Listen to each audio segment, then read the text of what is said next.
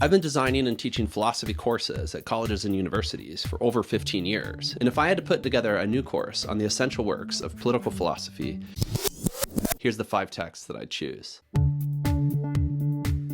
So next, jumping ahead into modernity, here we have Thomas Hobbes's Leviathan from the 17th century. Hobbes lived through the English Civil War when there was a battle basically over whether the parliament or the monarch would be the supreme head of the state. Hobbes took the position of the monarch, that is to say, Hobbes was a royalist. Hobbes thought that monarchy, in particular an enlightened, rational sort of monarchy, would be the best type of political order, not because it achieves the most just ends, but that it achieves the goal of the social contract. Hobbes is one of the first modern social contract theorists who understood our political systems in terms of an implied contract that we sign with one another and with the state, where we forego certain rights and liberties that we would have had in a state of nature in order to enter into a state of society. The famous image from the frontispiece of the book, which you see here on the title page, is Hobbes's idea of Leviathan. This was drawn for the first edition of the book. And the idea here, if you can look closely, is that every citizen gives a little piece of themselves, and in so doing, they join into a greater sovereign authority.